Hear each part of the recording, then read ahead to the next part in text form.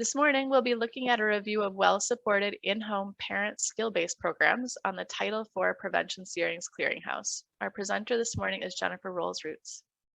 Next slide. Jennifer is the director of the California Evidence-Based Clearinghouse for Child Welfare and our program, the California Training Institute. Both of these programs are based at Rady Children's Hospital, San Diego. Jennifer was also previously a research coordinator at the Child and Adolescent Services Research Center, which is also home to Rady's.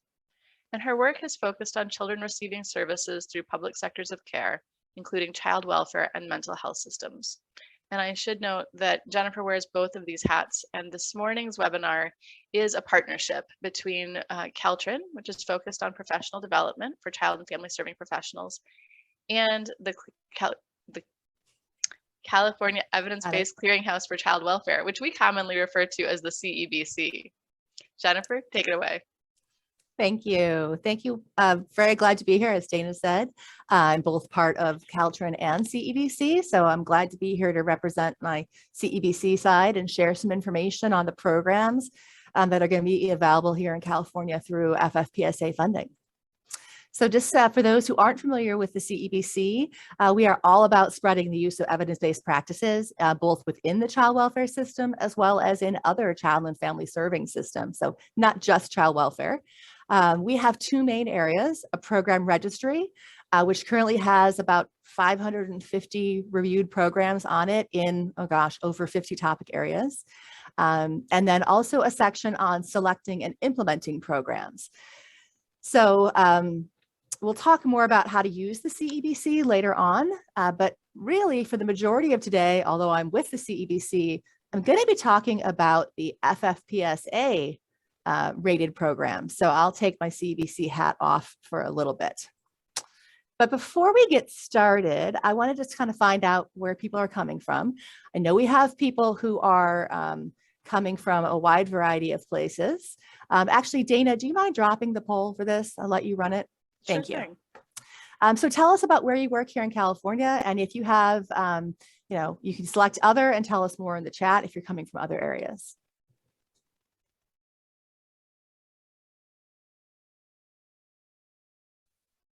So we'll give folks a second to fill that in. And Dana, if you don't mind, I'm going to let you run the polls today. I'm going to share the results. Okay.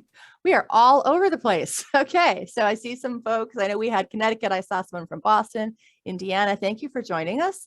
A lot of what we're covering today, we'll talk about California, but obviously these programs are rated on the federal clearinghouse. So they're applicable to every state. So yeah, we've got good representation across California as well. So thank you for joining us. All right. And then we are going to do one more poll. Pull that up, just to give you an idea of the types of folks that are on the call today and kind of where you are in the system. So again, pick the best option, the one that most likely, most fits. And if nothing fits at all, go ahead and use other. So we'll give folks a minute, a little less than a minute for that. So Dana, just keep an eye as it gets above like 75. You can go ahead and close it, and we'll keep moving.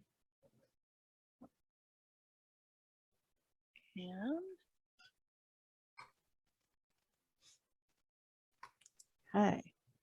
All right. So not surprisingly, a lot of people who are in a more like administrative, analyst, technical assistance role, that's about a third of the folks, managers, directors. Yeah, so that's kind of what I would expect from a webinar like this. This is more about the big picture as opposed to direct service. But obviously for my direct service and kind of frontline folks, this is great as well, because you need to know about these programs so that you can be informed and be an active part of the process, deciding which of these might be the best fit for your agency. Okay, thank you. All right, so let's get into the presentation. So first, let's just review what we're doing today. We'll talk about FFPSA Part 1 and the California plan briefly. As Dana mentioned, there's a series of webinars that are going on in California that are covering what California is doing, and she's dropped some links for that. You'll hear more as I get into the discussion, but this is just a brief review of that.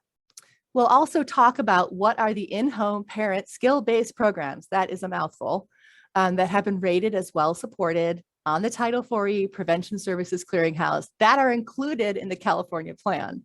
And so really that idea of included in the California plan is just that when the plan was submitted, anything that was well supported at that time was included.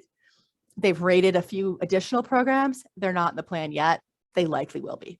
We'll talk about the key components, the training requirements, et cetera. We'll cover what the evidence base shows for them. And then obviously how to get more information. What's the website? Where do you go to learn more? And then lastly, we'll talk about what the CEBC can offer, particularly for the California folks on the call, but the tools and the resources are publicly available, and they can be used to help you identify an appropriate EBP for your local needs, evidence-based practice for your local needs. All right, so first, FFPSA, what is it? So hopefully most of you have at least heard of it, but in case not, again, this is a brief overview. FFPSA stands for Family First Prevention Services Act. It's a little bit of a misnomer because the prevention part of this is not primary prevention, which a lot of people think. It's really more secondary and tertiary. So it's working with family who have already come to the attention of the child welfare system. So Family First Prevention Services Act. It's got a lot of different parts, and we are not going to cover all of them. Today, we are really going to focus just on part one. So there are other resources on the California FFPSA page if you're interested in learning more about FFPSA Part 4, which is more of the congregate care, the out-of-home area. And I think, Dana, we have a link for that website if you want to drop it. That's the place to go for California information. In terms of the FFPSA rating process, we'll touch on that very briefly. But again, the expert on that is going to be the actual FFPSA Prevention Services Clearinghouse. And so they have very detailed information on their website, manuals, et cetera. And then lastly, we'll talk briefly about the California plan. But as Dana has dropped, there are plenty of other webinars that are going on that are going to cover this in more detail. All right. So again, as Dana said earlier, I just want to reiterate, we're going to drop a lot of resources in the webinar, so please do not be frantically writing these down. They will all get sent to you via email after the training so that you can have all of these materials for you. Okay, so let's jump into it. So Family First, FFPSA Part 1, or FFPSA in general, was passed, signed into law in 2018. So FFPSA has a lot of provisions, as I said, but Part 1 implements new funds for prevention services. And so that's really what we're going to focus on today. We're allowed to use these Title IV-E funds, which have typically only been for out-of-home care, out-of-home services. We can now use them for specific evidence-based practices for families where a child is at risk for foster care, so at risk for out-of-home placements. Some of you may be familiar with the Title IV-E waivers that used to exist. And so this is really kind of the federal government's way of replacing those. These are new options. But now FFPSA allows us, again, to make use of the Title IV-E funds under specific conditions. And really the conditions are that eligibility for out-of-home care, what they're calling imminent risk for entry into foster care. That's the one large group. The other group that's kind of categorically eligible are pregnant and parenting youth and their children. So again, there's different ways you can get in, but those are really the main criteria: imminent risk for entry into out-of-home care. So you could look at this as being prevention of out-of-home care under Part 1 of FFPSA. Okay. So evidence-based interventions that can be funded under FFPSA do need to meet certain criteria. So first, they have to be rated and reviewed on the FFPSA Clearinghouse. I know Dana dropped a link to that earlier, so it should be up in your chat. It has to fall within one of the categories. There's kind of three main service categories that you'll see here: in-home parent skills-based programs, mental health services, and substance abuse prevention, substance abuse services. In addition, the program has to be listed in your state's plan. So in this case, in the state's and California's 5-year prevention plan that's been submitted. Okay. Currently, there's a total of 10 programs that are listed in California's plan. And so today we're going to talk about a subset of those. So again, legislation was intended to reduce entry into out-of-home care by addressing safety threats so that children can remain in-home with their families, their caregivers, et cetera. Prevent out-of-home placement. All right, so California, let's talk about how California is responding to this.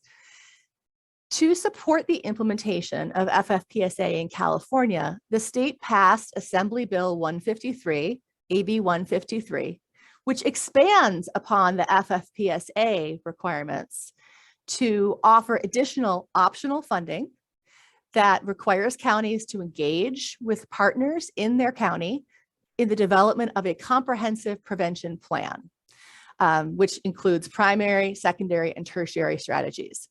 This is all in addition to what's funded under FFPSA by Title IV-E. So California is going kind of above and beyond FFPSA, building on this opportunity to give us more options. So the development of that comprehensive plan is something that we have a lot of webinars about. This is a big piece of it, introducing this in California, but it's going to require a lot of collaboration with community partners, public agencies, tribes, people with lived experience or lived expertise, all key partners. The goal is really to get the community working together on prevention. And because we realize that counties are all kind of in different places in where they are on the prevention pipeline or the prevention process, there's going to be a lot of support from the state for technical assistance to help counties as they move through developing this comprehensive prevention plan. Okay. And obviously some counties are further along in the process, so we want to build off of what they're already doing.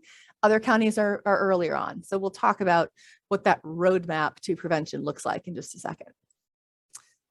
So California is calling this whole plan the Family First Prevention Services Program, FFPS. Very similar, slightly different. Again, leveraging our current prevention efforts. It's building that connection between the state and the federal law, getting these two statutes, FFPSA and AB 153, working together. Every county that participates will build that comprehensive prevention plan. It's very cross-sector. You're required to work with multiple partners, really get active involvement. It meets the requirements of FFPSA Part 1 and goes way beyond it to deliver services that are more primary prevention, et cetera.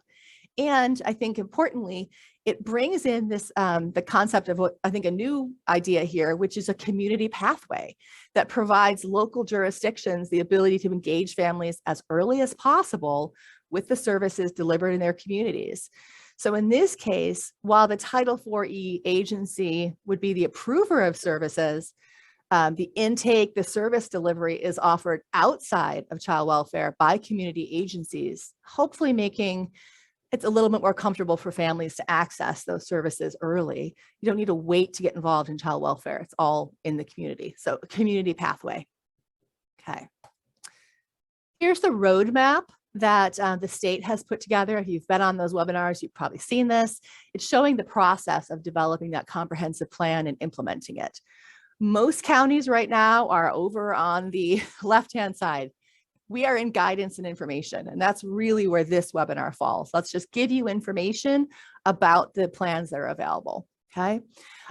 You can learn more about the webinar, this roadmap through a webinar that was held on March 30th. And those materials are available online, and I see that Dana dropped the link, so thank you for that. And then again, lots of information coming. Some counties are in capacity building. And right now, actually, I think it's by April 30th, counties are being asked to submit an opt-in letter that they want to move forward with this, access those funds for developing the plan and moving forward with this process. So Q&A session today for those who want to learn more about this. Dana, I'm sure has dropped the link to that 4 times already, but feel free to put it in there again. All right, so why does all of this matter? Why are we here today? So there's this FFPSA, AB 153, there's all this stuff. Why is it important for the folks that are here? I think mainly because you all have a role in what gets selected. So there is this comprehensive prevention planning process, but it's pretty detailed. It's pretty data driven. and based on community input.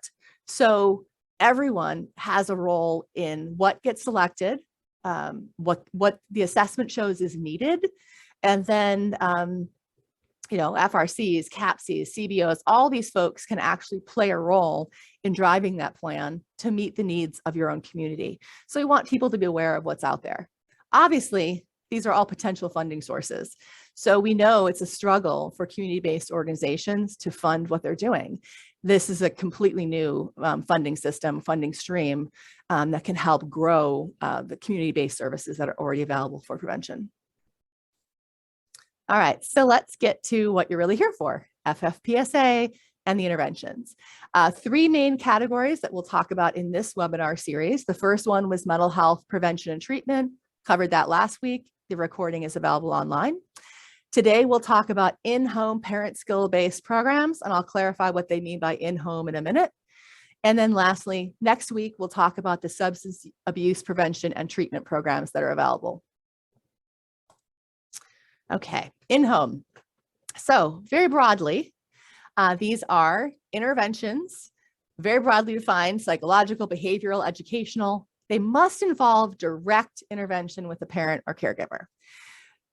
Basically, services provided directly to the parent. Kids can be involved, but they're not required.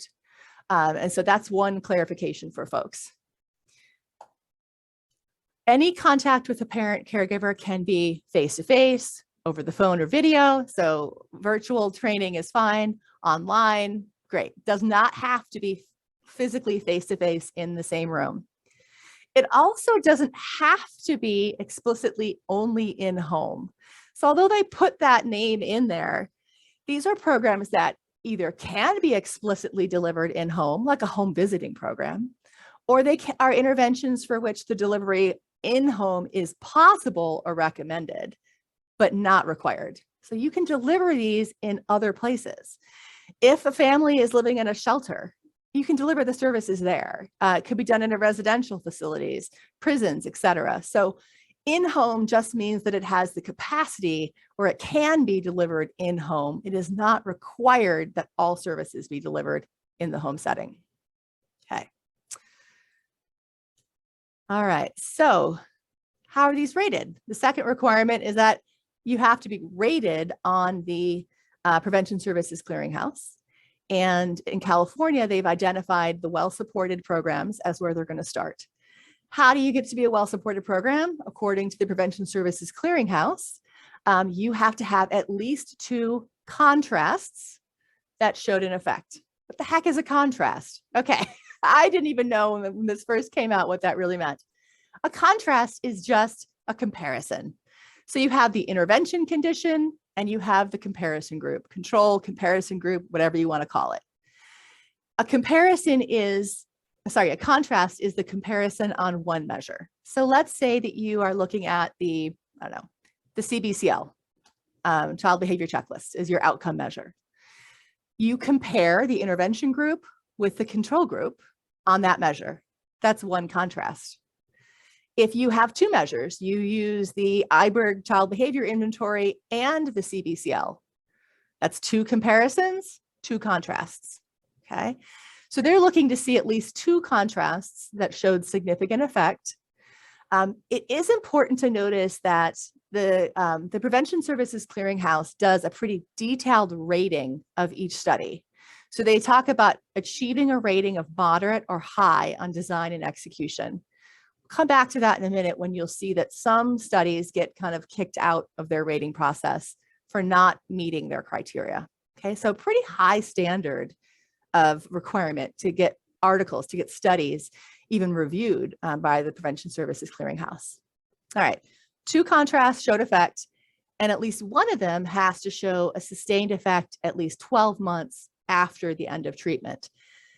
So that means that after the intervention ends, that you then are still showing some effect 1 year later, okay?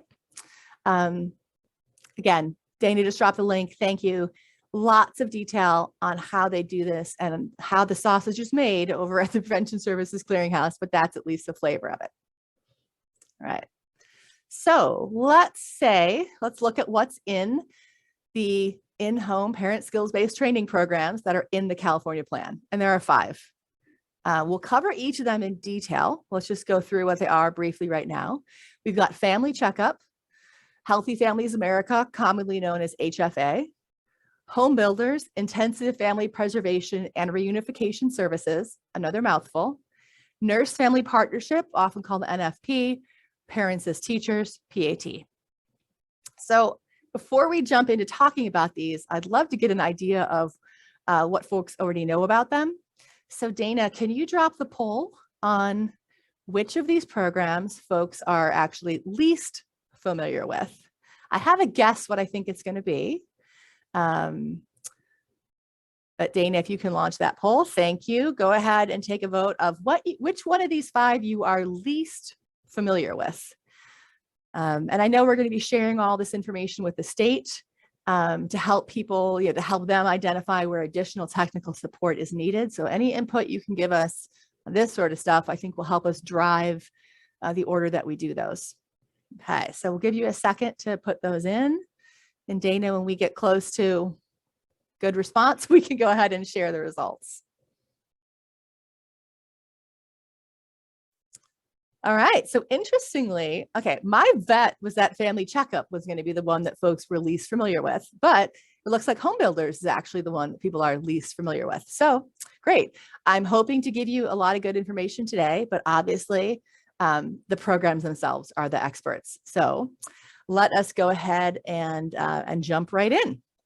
We're going to do them in alphabetical order. There's no other reason. I just went that way. So first one up is called Family Checkup.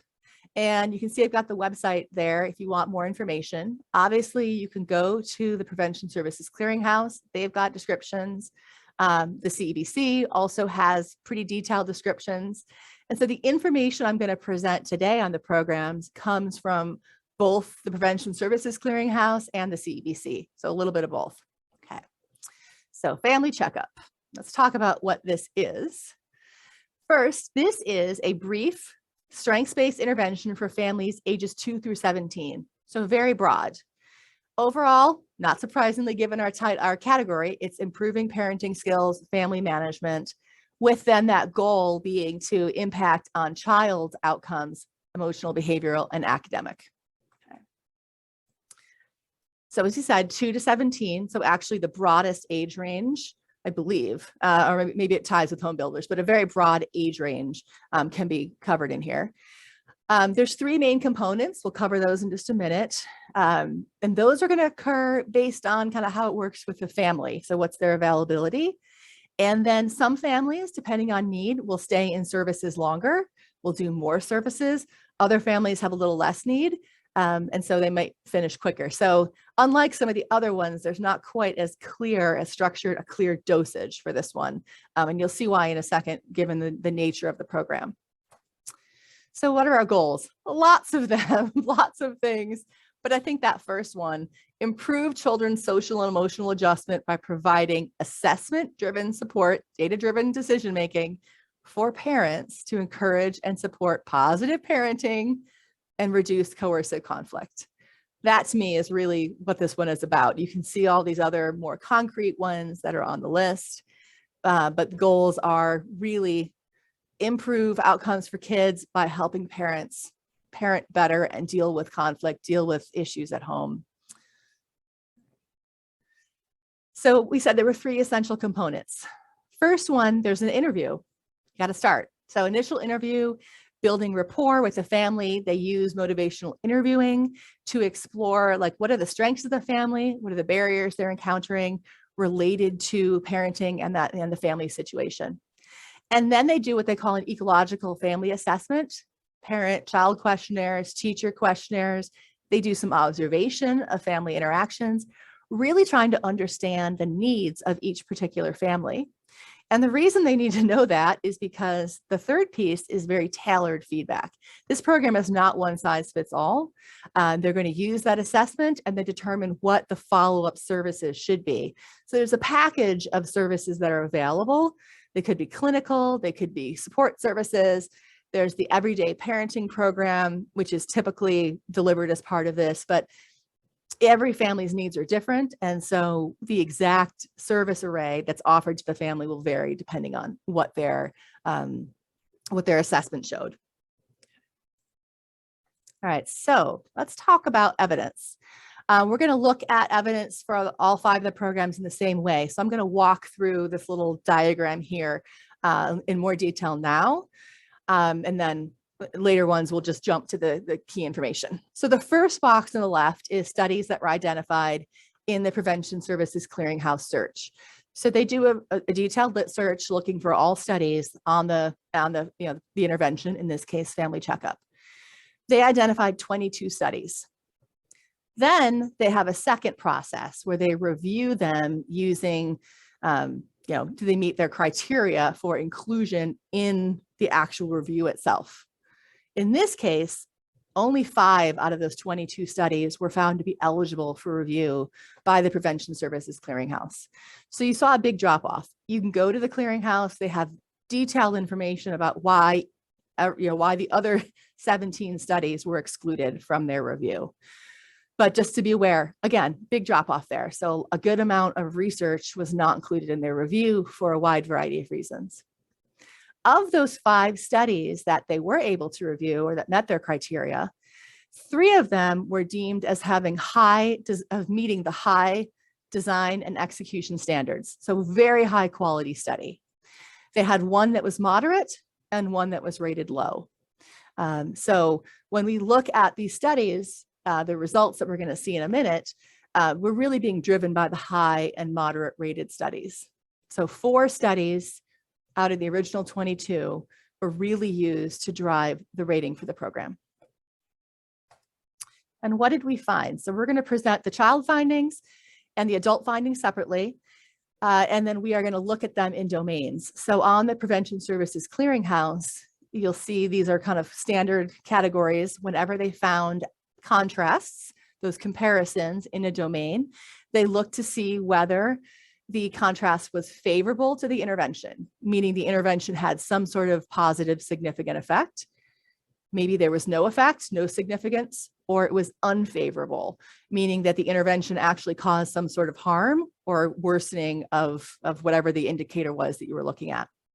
So what you'll see here is that for family checkup, when they looked at behavioral and emotional functioning of children, cognitive functioning, and educational achievement, they found no favorable effect on any of the contrasts that they looked at. On the adult findings, they did find improvement on parenting practices. They didn't find anything on the parent caregiver mental health. And just to give you an example, again, you can see all the details on the websites. But in this case, I know one of the outcome measures they looked at was the home observation for measurement of the environment tool, and the parental involvement subscale. So finding some positive effects on parenting practices. All right. I'm going to give some examples of some of the samples that were actually studied. So we talked about those 5 studies that were looked at, just to give people an idea of where this intervention has been tested, because we often hear that, like, oh, this wasn't tested in my population, so we don't really know if it works. I want to, truth in advertising, at least show you where these things have been studied, who was involved in the research, and that will help give you a little bit of an idea, how similar or how different they are from the populations that you work with, that you're seeing in your community. So for the 2 examples from Family Checkup, 48% African-American, 40% Caucasian, 11.7% biracial. I'm using the exact terminology that was in the paper, so that's why the wording is different.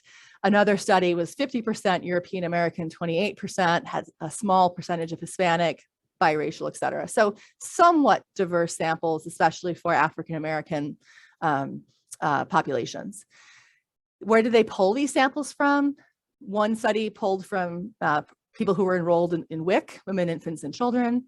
Another was recruiting from kindergarten children in public elementary schools.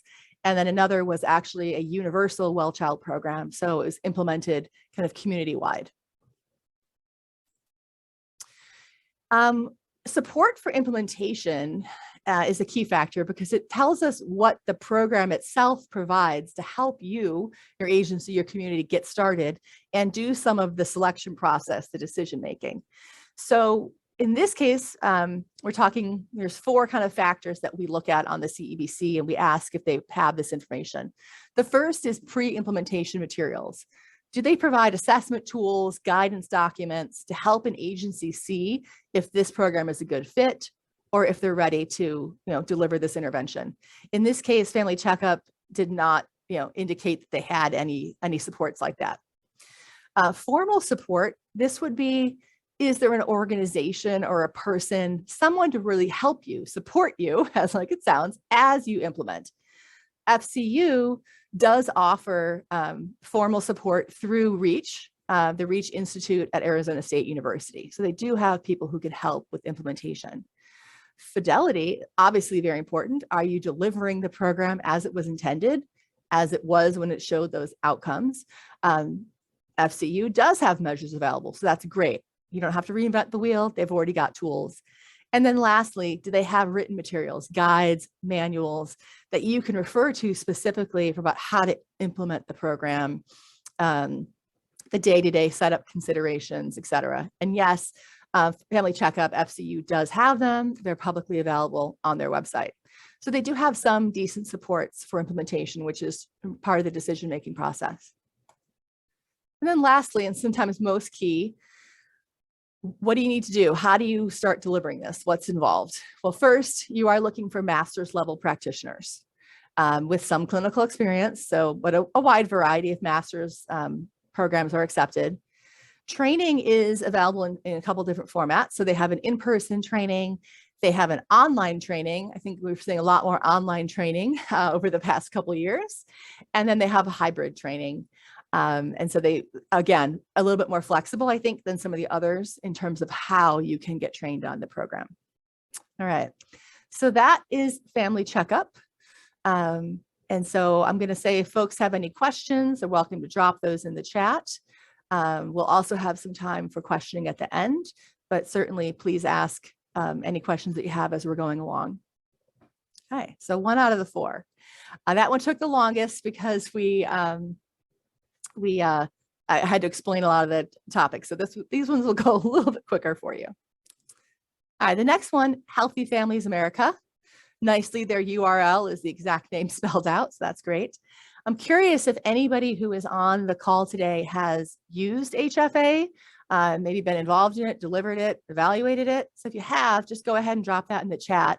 I'm always curious if folks who are on the calls have been using any of these already. We know that HFA is already pretty widely used across the US. Okay, so we will move on to describing it. This is a pretty classic home visiting program for new and expecting parents who are at risk for child maltreatment or adverse childhood experiences. Again, cultivating, strengthening that parent-child relationship, enhancing family functioning by reducing risk and protective factors. So new and expectant parents, so not surprisingly, the target population for this is much younger. In most cases, you need to start before the child's even born or within 3 months of birth. So really quite early. And you're looking for families who are at that increased risk of child maltreatment, who may have experienced other adversities going on. There's a whole list of kind of criteria, but a lot of the classic things that you would expect, history of involvement in child welfare, teen parents, domestic violence, all these things that might be putting a family at risk for child welfare involvement. So again, services begin as early as possible, prenatally ideally, and they continue for at least 3 years. So the goal is to follow that family until the child turns 3, and in some cases even past then, depending on the specific program. Initially, they're offered once a week in-home visits. And this is really the most stressful time for a lot of parents, that first 6 months after birth. If parents don't have that strong social network, they might need more assistance. So now they've got someone who can really kind of be there as a support for them and help them through. And then after that 6-month period, the services can drop down to less frequent. What are they doing here? They are building and sustaining community partnerships. They want to engage these families who we know are probably overburdened to start with. They want to give them that support from the very beginning to help nurture that parent-child relationship, promote early child development, child growth, and then enhance family functioning. A big piece of it is how do we, ensuring that these families have support. So not just from the home visitor, but also building that natural support network in their community. And someone asked a question about would HFA work with substance exposed infants? Yeah, I think it definitely could. I mean, obviously the issues leading to the substance exposure also need to be addressed. This is not a substance abuse intervention, but you're helping a parent and a child, maybe reestablish that bond. You're helping relieve some of the parent concerns about how to be a parent. A lot of people didn't, necessarily grow up in the most healthy homes. And so they weren't modeled good parenting. And so what HFA can do is help bring that person into the home one-on-one to support the families and help them be better parents, because they may not know it. They may not, excuse me, they may not have that, that social support, that, family or friends they can rely on for positive support. All right, essential components. Again, this starts with screening and assessment, identifying those families. It's offering voluntary services. So key, these have to be voluntary. It's intensive, weekly, it's long-term, 3 years, and it's very culturally responsive. So you're oftentimes looking at getting home visitors who are from the community that you're working with. A key factor here is linking families to a medical provider, making sure they're getting well child visits, that this is all, again, what are these things that as a parent you want to be doing for your child, making sure they're off to a good, healthy start. Each HFA program can target their intervention a little bit. Again, we know it's not always possible to serve every single person in the community. So you can target who you want to be the focus of your program. A key is that these family support specialists, the home visitors, have small caseloads and that they are well-trained and they are supported to empower these families. All right, now to the studies, the evidence piece. Here again, we saw that there were a good number of studies, 42 different studies on HFA that came up in their review, but only 22 of them were eligible for the actual detailed review by the Prevention Services Clearinghouse. One thing that's interesting is the Prevention Services Clearinghouse limits how many articles, how many studies it reviews in detail. So if a program has 15 or fewer studies, then all of them that met the criteria are reviewed. In this case, HFA has 22 studies. So all of the studies are reviewed to see if the program showed any risk of harm. So whether it showed any evidence of causing harm to families. But then only 15 studies are reviewed for the design and execution standards and rated high, moderate, low. And the decision-making process for that, again, is on their website, but it has to do with the type of study and the criteria that they're looking for. All right, so here we had 4 studies rated high, 2 moderate, and 9 rated low.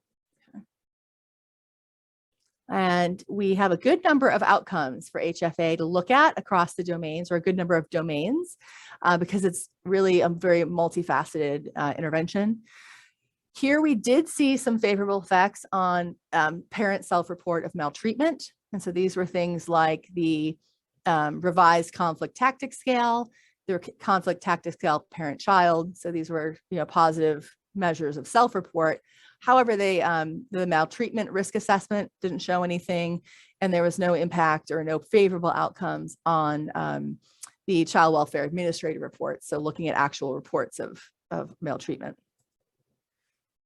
On medical indicators of maltreatment risks, no favorable findings there, no apparent impact or favorable findings on out-of-home placement, but they did find some favorable outcomes on behavioral and emotional functioning using the child behavior checklist.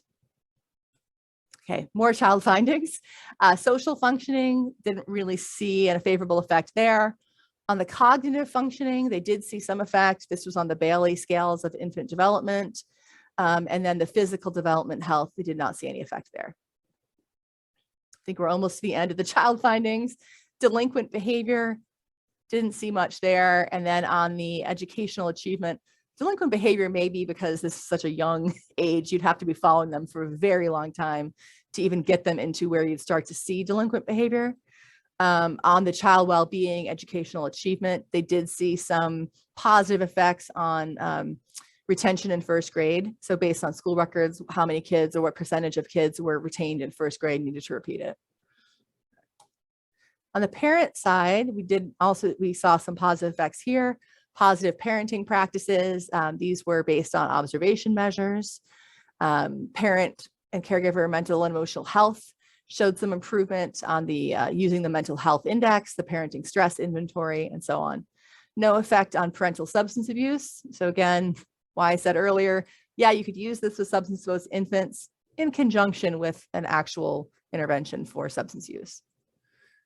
And then other adult findings, they did find some improvements on family functioning.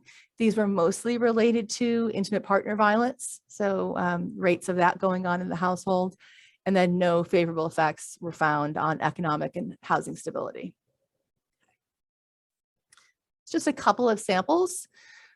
Interestingly, HFA has been widely studied in Hawaii. So that's this first sample. You'll see native Hawaiian, which is, you don't often see it, but we do know that in a lot of studies of EBPs, we don't see a lot of Asian Pacific Islander population. So here is an intervention where there's actually a good number of kind of these smaller ethnicities have been included. So we've got some good data there.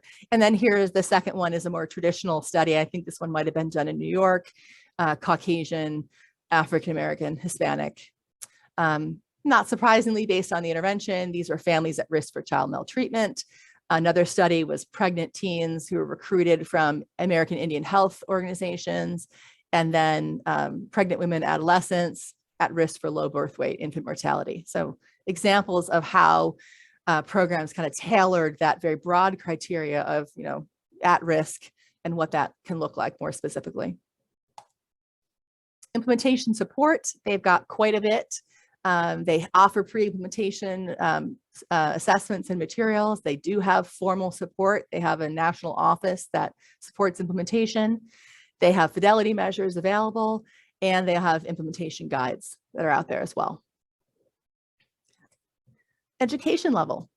HFA is a program that allows paraprofessionals. So high school diploma or equivalent, GED, et cetera. You do want someone who has experience working with families and has some knowledge of child development, but again, that can be trained.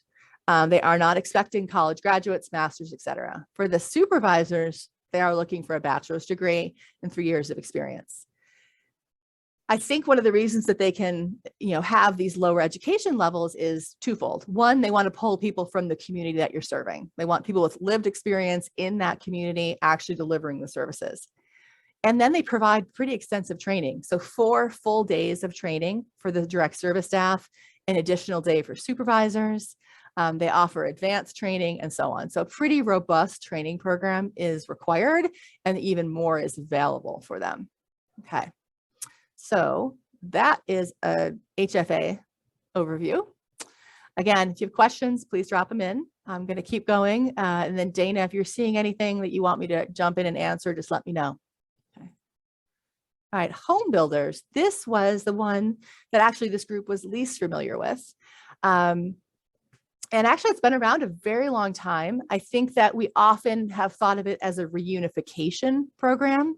So what we're realizing is that it can also clearly be used as family preservation. And that's really what we're talking about it here. How do we come in and intensively work with families to prevent the removal in the first place? All right, so we've got the website here. You can take a look at that. Again, we'll have all this material sent to you. No reason to write it down. Okay. Homebuilders, home-based intensive family preservation services. It's designed for a variety of reasons, not just preventing foster care, preventing group home, also things like psychiatric care, juvenile justice facility. So really any out-of-home care environment can be targeted through Homebuilders. You want to deliver services in the natural environment in the home when they're able to do it, and then get the parents really as partners in the entire service planning process. Homebuilders can serve every kid, so 0 to 18. And really you're focusing on people who are at imminent risk of out-of-home placement, or it can also be used for families who are in placement already, but need that intensive home care to reunify. So you can actually do both sides with this program, which is kind of nice because we know that families don't always fit one box. You might have a continuum, and the more flexibility that a program has, the better it would be to get this information and get these programs out to families who need them. The dosage is pretty intense for 4 to 6 weeks, 40 hours or more of direct face-to-face services. So how, what are we doing? How do we get that much service in? That's because they're available 24/7. That is a requirement. Someone is available to these families 24 hours a day, 7 days a week. And you can see why. You're dealing with families who have a pretty high level of need. We were talking about preventing, psychiatric hospitalization, group homes. So these might be kids that have higher levels of need. So very intense services. The goals, not surprisingly, reduce child abuse and neglect. That is by far the main goal. Reduce family conflict, reduce behavior problems, and then teach parents the skills that they need to help their kids, to help grow that family, et cetera. And possibly either prevent that placement or build that reunification. The essential components, they have quite a bit. Let me just run through them. They have clear engagement process. They have a very clear, again, assessment and goal setting that's family driven. They're talking about changing behaviors, developing skills. They provide concrete services in addition to coordinating and helping families connect with other providers in the community. One of their key things is an immediate response to the referral. I believe there's actually like a time limit of how quickly that they have to get back to the family after the referral. Services are provided in the natural environment. They're going to the family. The caseload, again, we talked about very intensive services, only 2 families at a time on average. So very intense services to make sure that they can be flexible, they can be responsive, and they can meet that family need to make sure they're preventing the out-of-home placement. Okay, so let's take a look at the evidence here. I see we have a question. I'm going to hold that one to the end of this section because I think it really applies to all of these interventions in general. All right, Homebuilders, 17 studies, even more dramatic drop off here. Only 3 out of the 17 studies met the prevention services criteria to be eligible for review. And of those, only 2 were considered moderate, 1 was low. Okay, so a good number of studies kind of got pulled out. And then in terms of this, obviously, given the intervention, where we saw the main effect was on child permanency, out-of-home placement. So we saw a favorable effect on days the child remained in home, and then also on reunification rates. And so planned permanent exits, exiting care to reunification. Again, Homebuilders is both prevention and reunification, so it can be used both directions. On the adult side, didn't really see much favorable effect on the caregiver emotional health, but we did see an effect on helping families connect with supports in the community between pre and post treatment.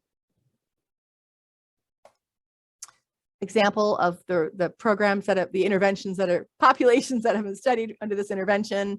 We had one study that was highly white, others that were a little bit more diverse, as you can see, 55% Caucasian, 43% African-American, small samples of Hispanic. Again, only 3 studies that met criteria for the FFPSA Clearinghouse. And not surprisingly, one study was children in foster care, another was families eligible for family preservation services, so at risk of placement. In terms of supporting implementation, They do have assessment and a guide that's available for the Institute for Family Development. That's the developers. They also have what's called Quest, the Quality Enhancement and Training Division of Homebuilders, that really focuses on supporting implementation. They have fidelity measures available. They have implementation guides and material. So they've got kind of all this material to really help you as you build your program. And then lastly, the requirements. So here we're looking at either a master's degree for that therapist or a bachelor's degree with 2 years of experience. Again, you're working with pretty high level families, and you're working very intensively. So quite a kind of a therapeutic approach. And the supervisor, you're looking at, again, a little bit higher level. Again, very intensive training program, 5 days of training. There's advanced training. The supervisors get 7 additional days of training. So again, very intensive training to help people understand the model and the kind of the philosophy behind it and what's required. So Homebuilders, in summary, intensive short-term program to prevent out-of-home placement for a variety of reasons. Can also be used for families who are already in out-of-home care who are reunifying and need that additional structure to get them back reunified. Okay, so we had a question I'm going to just address quickly. How do you prevent the family from feeling overwhelmed in the event that, for example, behavioral health, public health, probation are also coming into the home or intervening? All right, this is, I think, a common problem when families are involved in public sectors. We all kind of have our needs, and we forget that families are working with a variety of service providers. I think it becomes very crucial that there is some sort of coordination across providers. And I think that's something that a lot of these programs are doing, is looking at who are all the service providers that are working with this family, and how do we kind of figure out how to balance all the various needs. And it can be difficult because we know that some of these, depending on the sector you're involved in, may have, legal requirements, court orders, et cetera. But I think it is using some of these, the home visitor, or in this case, in Homebuilders, for example, the family support specialist, to help that family navigate and advocate for what's going to make the most sense. Because you're right, we can't have a family doing 17 services at the same time. More is not always better. And if you're overwhelming the family, you're just adding to the stress. So I think it's key that the service providers really be coordinating and try to help the families, help prioritize, team meetings, depending on the county. We have child and family teams, we have other ways, but those are usually for families in the system.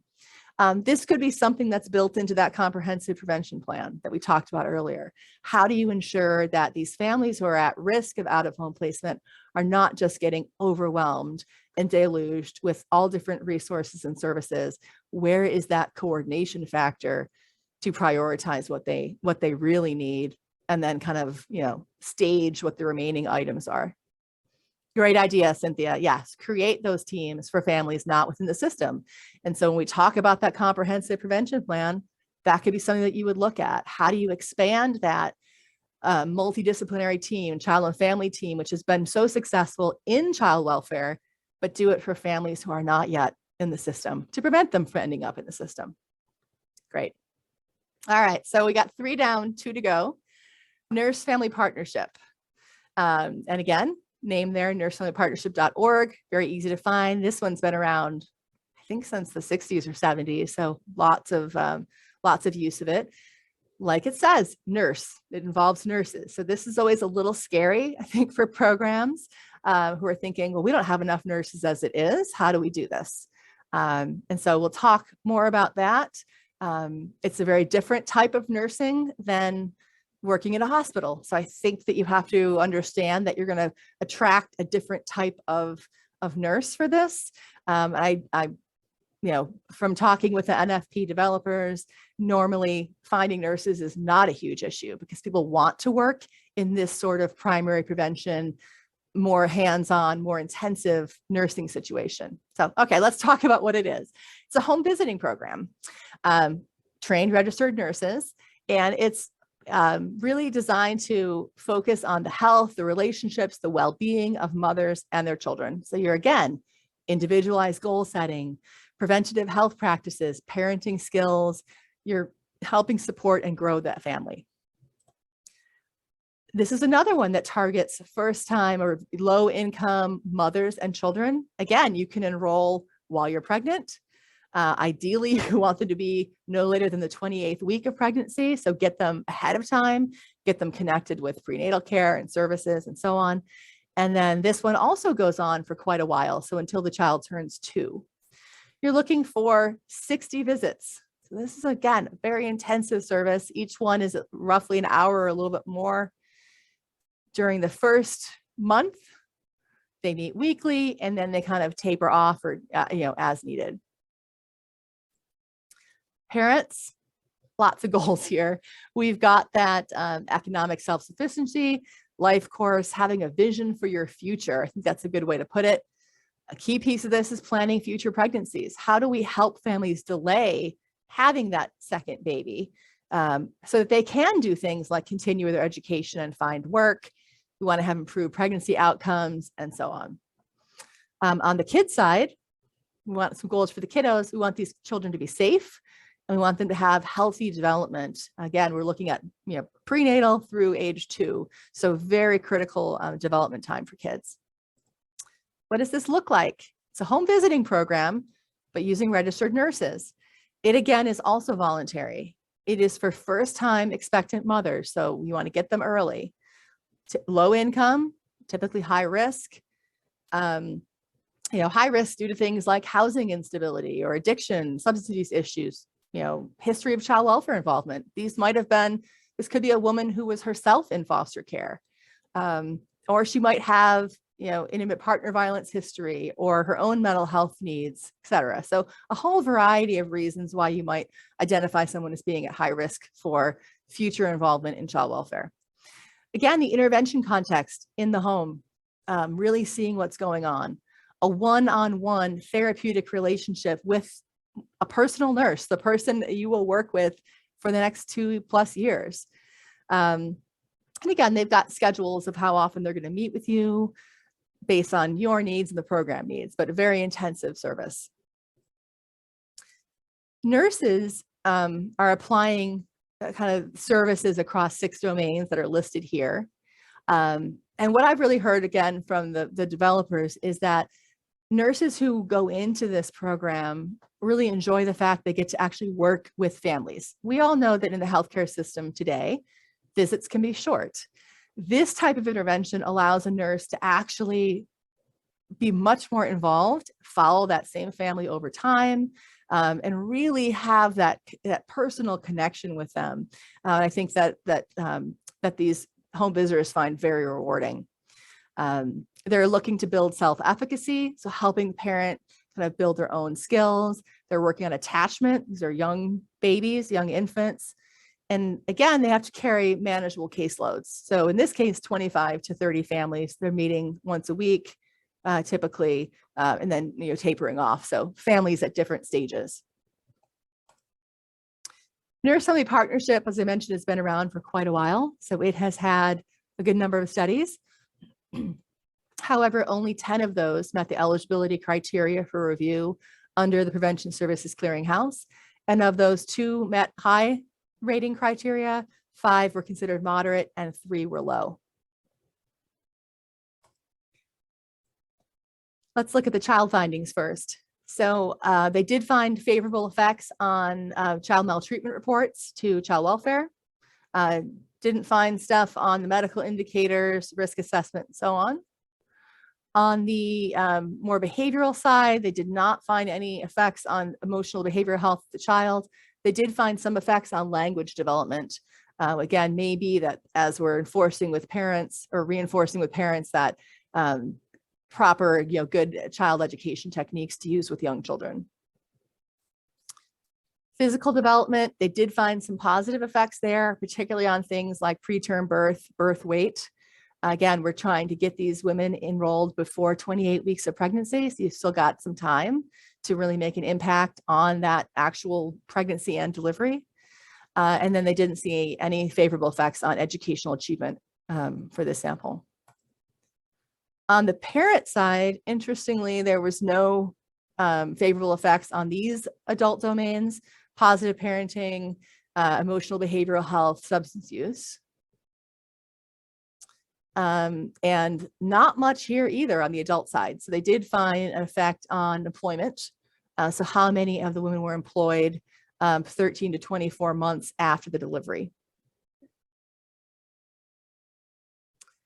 Study samples have been pretty diverse. Again, I'm using the exact wording from the study.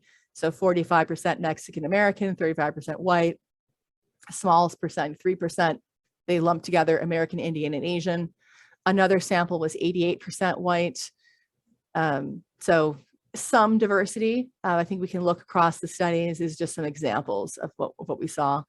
And again, pulled from a couple of examples here: teenage first-time mothers who are eligible for publicly funded health care services, recruited from clinics serving low-income women, and who qualified for Medicaid or didn't have insurance.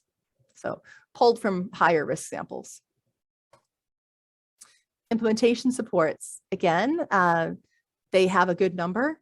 They have pre-implementation supports and assessments to help you determine whether this is a good fit for you. They do have ongoing training that's available from the developer as a formal support. Fidelity measures are available, and you're actually required to submit data to the developer so they can actually keep an eye on how things are going and actually step in if there are problems. And then lastly, we've got implementation guides that come from the Nurse Family Partnership National Service Office. So pretty well established process there. Okay. Training requirements. Here we go. Registered nurse, bachelor's degree in nursing for the supervisors, masters. A lot of training up front. They have several units that have to be done. And then, of course, ongoing training. So a good amount of training there. Okay. Nurse Family Partnership. All right, on to the last one. And that is going to be Parents as Teachers. Parentsasteachers.org, best source of information. So this, again, home visiting program. We're seeing a pattern here. How do we work with young parents? We go into the home. Makes sense. If you've got a baby, the last thing you want to have to do is bundle that kid up and get to an appointment. So in this case, as we've talked about, 3 of these, they're very clearly home visiting programs where the home visitor goes to the home with those goals of increasing parenting skills to promote positive child development, reduce maltreatment, and then a whole host of other things that they want to achieve here.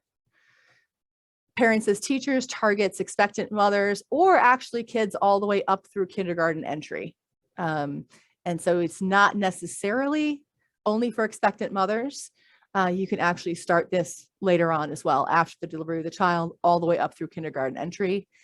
Again, it's about an hour at a time, a little less intensity than you were just seeing under the Nurse Family Partnership. So bi-weekly to start, could be monthly. And while they are in the home, it is possible they can be done in other places as well, kind of depending on need and situation. Goals, like we said, increase parent knowledge of child development, parenting practices, early detection of developmental delays and health issues. So before kiddos get into kindergarten, let's identify if there's already some problems going on that we can ameliorate early, prevent child abuse and neglect, and then, yes, increase school readiness and school success. Essential components, 4 main ones: those personal home visits that we talked about. They also build supportive group connection events. So Parents as Teachers kind of creates these larger events for families that are involved in the program to bring them together to build that sense of community and those connections beyond just the home visitor. Third one is the screening. So they do a pretty comprehensive battery of child health and developmental screenings. Let's identify those issues. Let's address them. Let's ameliorate them early so they don't become a bigger problem down the road. And then finally, the community resource networks. So within the community, what else is available? How do you connect people to outside services, natural supports that may be available in the area that will be there after their involvement with Parents as Teachers is over? All right, so evidence. 13 studies were found, 6 were deemed eligible for review. Of those, 2 were high, 1 was moderate, and 3 were low. And looking at the child findings on administrative reports, we did find some favorable effects on substantiated reports. On social functioning, we found some effects on the DP self-help developmental scale. Okay, so we did find effects there. The Bailey, the cognitive development scale, also showed some effects on the cognitive functioning and ability. On the parent side, not really showing any effects. So the main effects were shown on the child side. Examples of some of the studies, we had one that was 29% white, 58% African-American, 12% Hispanic, Asian, other. Again, I like how they just kind of lumped that all together. Another study just reported that it was 80% Latina. Examples of where they pulled them from: high-risk families who are already involved in child welfare services, or young parents of young children who are recruited from community settings, WIC office, medical clinic, school district. Okay. Implementation support. Again, they have a pretty robust support for implementation. They have this Parents as Teachers National Center that provides implementation assessment and support, ongoing technical assistance. They do have fidelity measures, and you are required to submit data to the program annually so they can see how it's going and step in if needed. They have implementation guides available as well. All right. And then the last thing, training requirements. So this one, again, kind of goes back to something more like HFA. So this has a lower education level requirement, high school degree, GED, 2 years or more. So quite a variety in the education levels for across these programs, which can be key factors in your decision-making process of which is a good fit for you, for your to And still a decent amount of training, 3 days of foundational, 2 days of implementation training. So 5 days total training, full days to get going. All right. I see I have a question. I'm going to read that, but while I'm reading it, I'm going to ask you to respond to a poll. So after you hear about these 5 programs, which one are you most interested in? Either possibly in delivering or just in learning more. So Dana, if you can drop that, thank you. After hearing about them, which of these are you most interested in?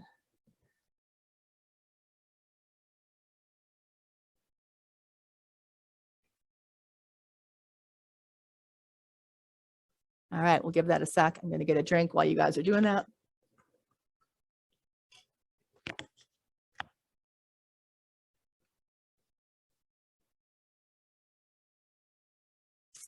All right, Dana, whenever you think we're at a good spot, you can go ahead and close that.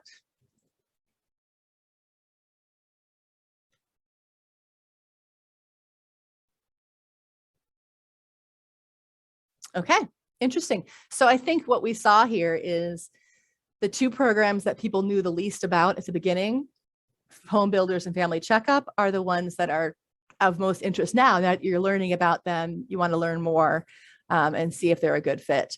So thank you. Thank you for sharing that. I think this will be helpful. We can give this information back to the state as they're thinking about additional outreach. We did have a question come up that I'm going to jump to before I go into the implementation section.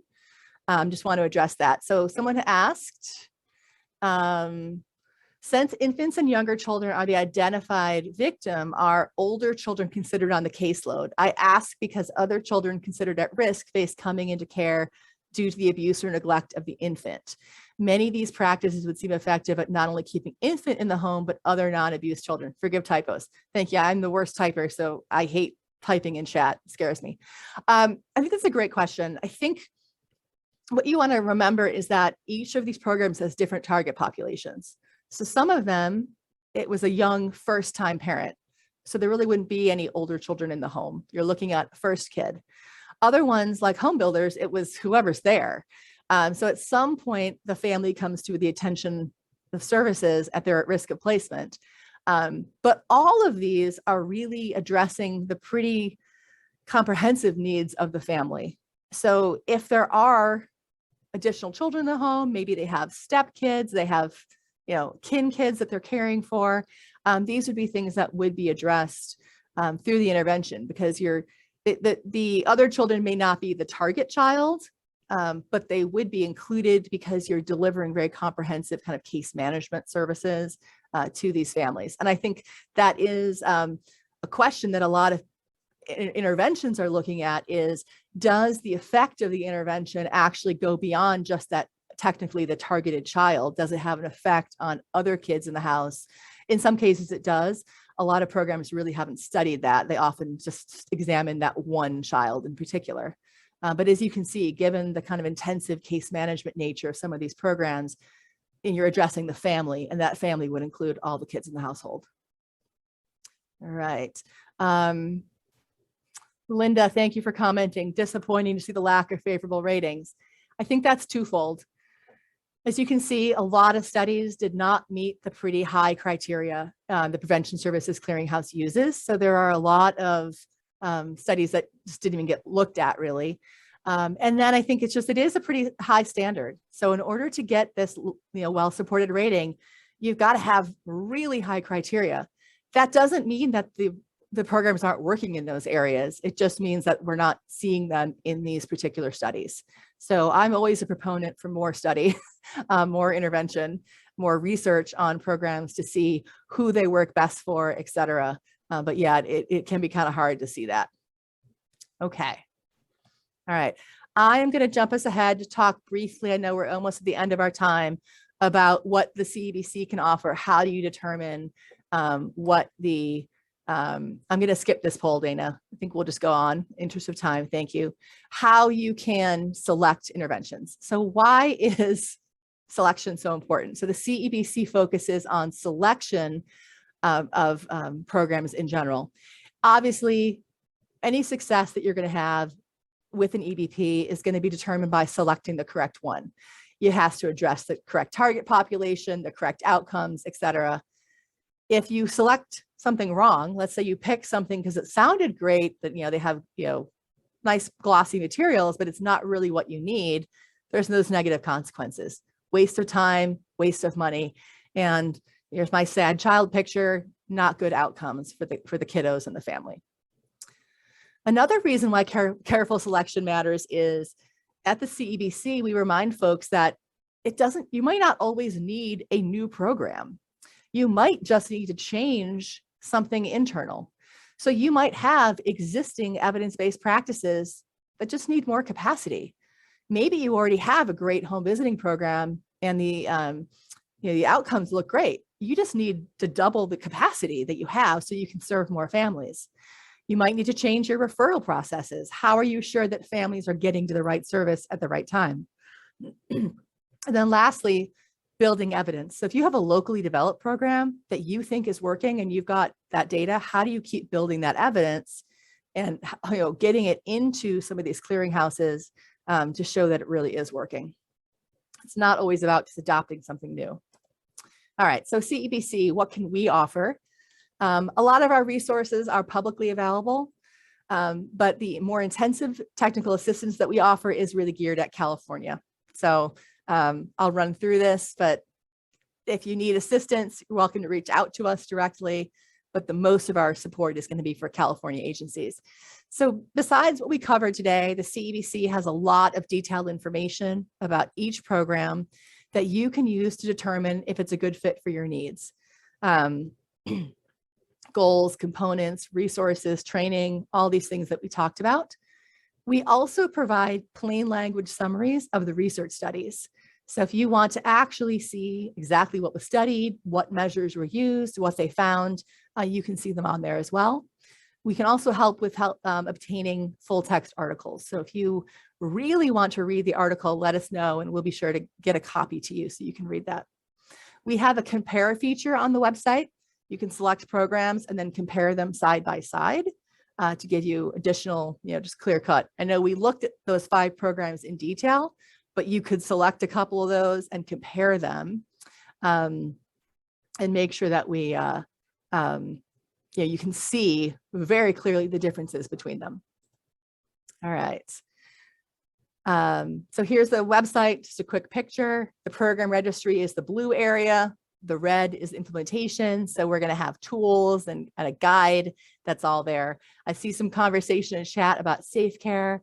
Love safe care. I think it's definitely got a lot of promise for what it's designed for. So hopefully we'll see more of that as we go forward. And I know there was some push at the federal level to expand the full funding under FFPSA to the supported programs as well, so we can get more of these programs out into the community in general.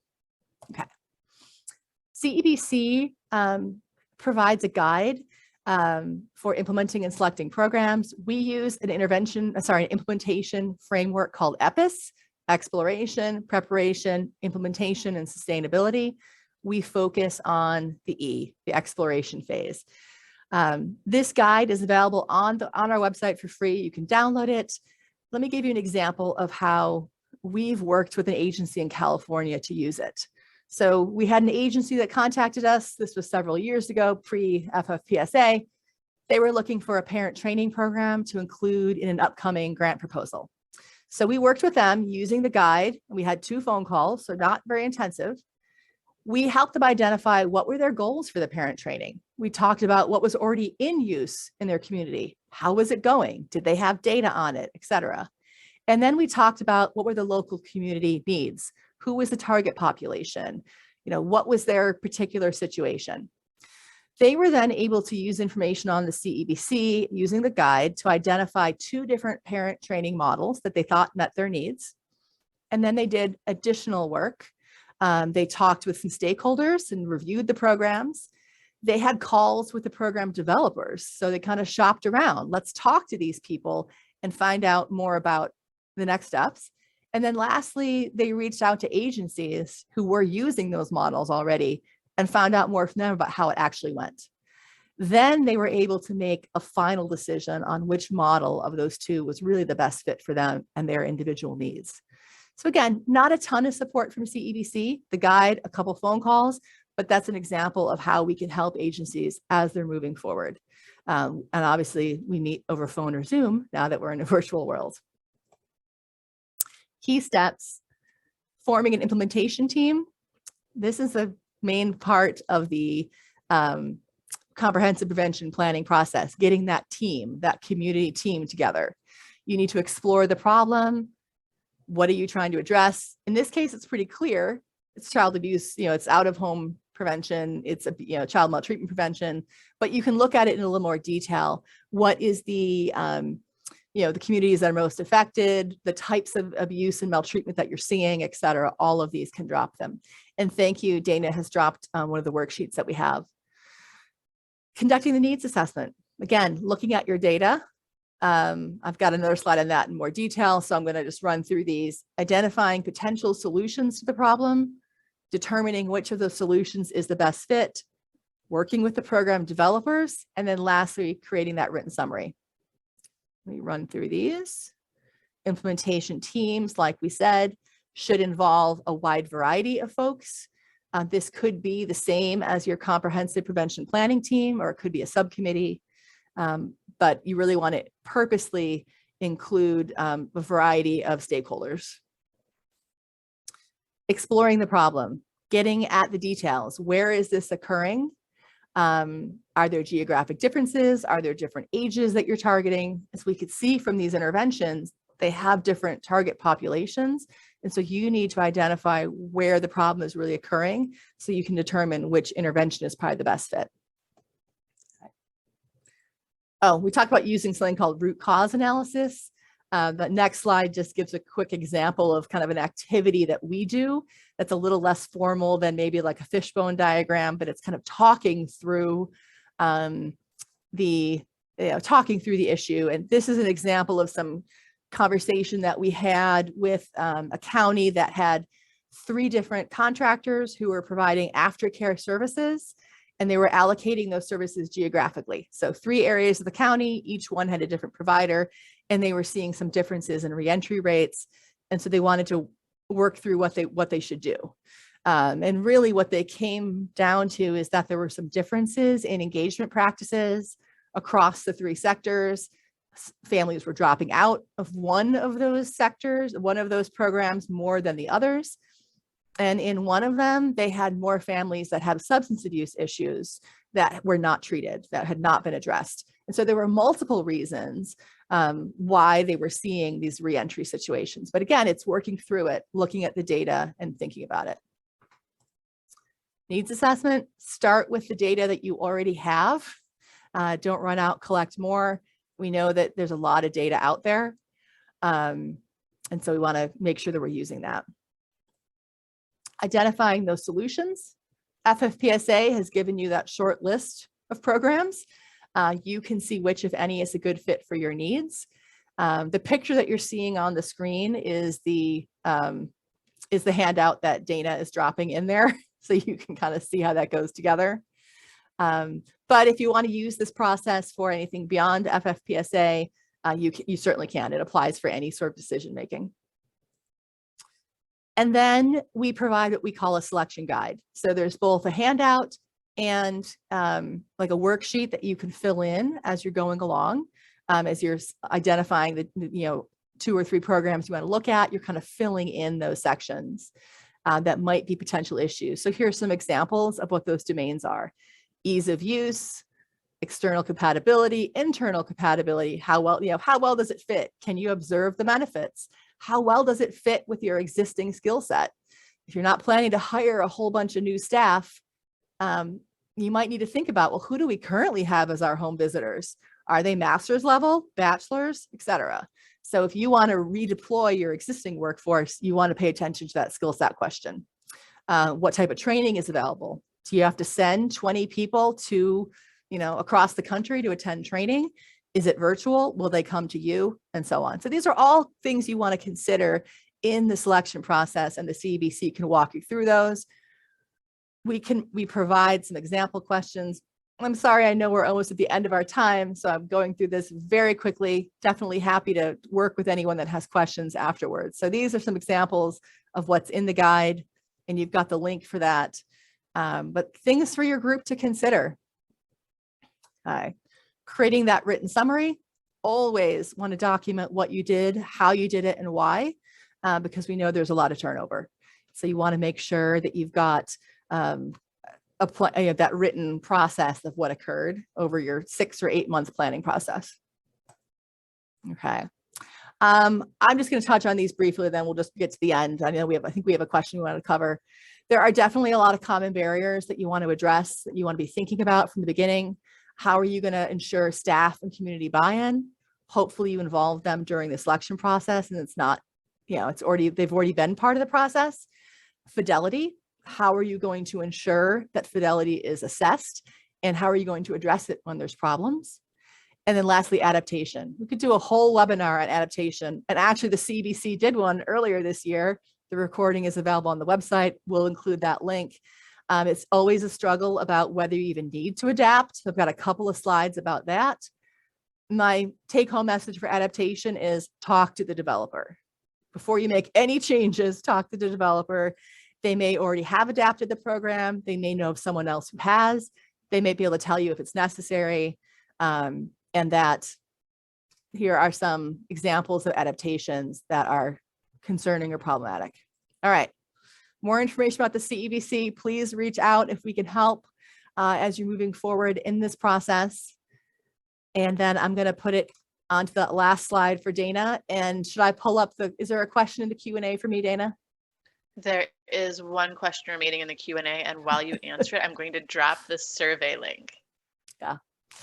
So one of the questions, I think we touched on this earlier, is the limited evidence. So when you start to look at some of those favorable outcomes, there's not a lot there. And I think that's shocking for people. So how can they be considered evidence-based if there's really no data showing much ongoing change? I think this is the best of what we have. And when you apply these very rigorous standards, you're not going to see everything changing, which is probably a good thing, because these are interventions that are targeted at very specific outcomes. Yeah, they're not going to fix every problem this family is having.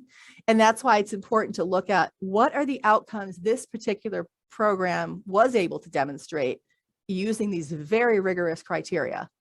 because then you have a pretty high confidence that if you replicate this program, deliver it with fidelity, you're going to see those same outcomes. And that's, I think, also a conversation to have with the developer. Some of these studies, interventions showed lots of effect. They just may not have been statistically significant.